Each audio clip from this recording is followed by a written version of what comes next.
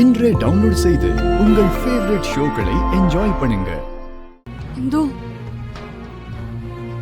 நான் சொல்றத கொஞ்சம் கேளுடி. ஃப்ரெண்ட்ஸ் எல்லாம் சேர்ந்து சின்னதா ஒரு பார்ட்டி கூப்பிட்டிருந்தாங்க. நீங்க விட மாட்டீங்கன்னா நான் பொய் சொல்ல வேண்டியதா போச்சு.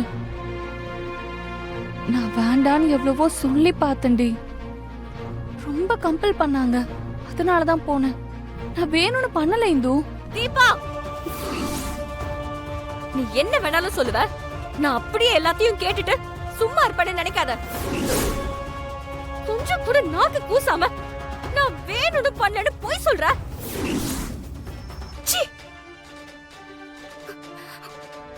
ஒவ்வொரு நாளும் இந்த குடும்பத்தை கடன் இல்லாம காலத்தை கடத்திட்டு எவ்வளவு போராடிக்கிட்டு இருக்கேன்னு தெரியுமா உனக்கு?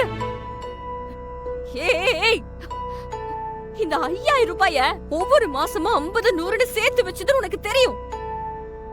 பாவம், மூச்சு விடவே கஷ்டப்படுற ஒரு மனுஷனுக்கு செக்கப்புக்கு சேர்த்து வச்ச பணம்னு உனக்கு தெரியும்.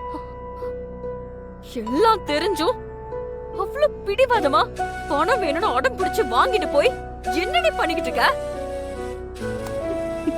உங்க ஆடும் போது அப்பாவோட இருமல் சத்தமோ இந்த வீட்டு கஷ்டமோ எதுவுமே உன் கண்ணுக்கு தெரியல.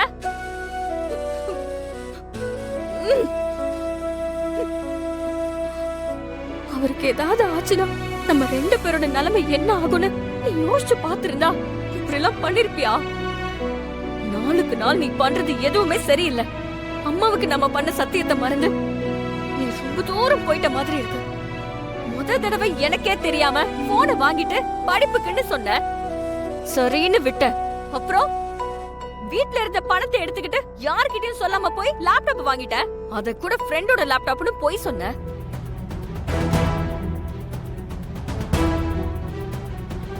அதுவும் படிப்பு விஷயங்கிறதுனால அமைதியா விட்ட. இன்னைக்கு நீ பண்ணிருக்கிற காரியத்தை பார்க்கும்போது இது வரைக்கும் நீ சொன்னது எல்லாமே பொய் தானோன்னு உன் மேல சந்தேகம் வருது. இந்தோ, சும்மா இந்த ஒரு விஷயத்தை வச்சு என்ன நீ சந்தேகப்படாத. இதெல்லாம் நல்லா இல்ல. ஏய், சும்மா கத்தி பேசி சத்தம் போட்டு நீ பண்றதெல்லாம் நியாயப்படுத்தலாம் நினைச்ச முடிச்சு பல்லெல்லாம் பேத்துருவேன்.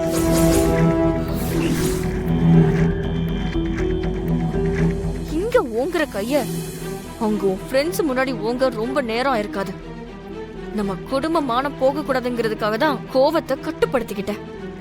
நீ பண்றது எல்லாத்தையும் வேடிக்கை பார்த்துட்டு பொறுமையா இருக்கேன்னு மட்டும் நினைக்காத. அம்மாவுக்கு நான் கொடுத்த வாக்கு இந்த குடும்பத்தோட நிம்மதியும் தான் இந்த இந்துவோட சுயநலம். அத கெடுக்கிற மாதிரி நீ இன்னொரு தடவை தப்பு பண்ணி போய் சொல்லி மறைச்சிடலான்னு நினைச்ச நான் மனுஷியாவே இருக்க மாட்டேன். ஜாக்கிரதை.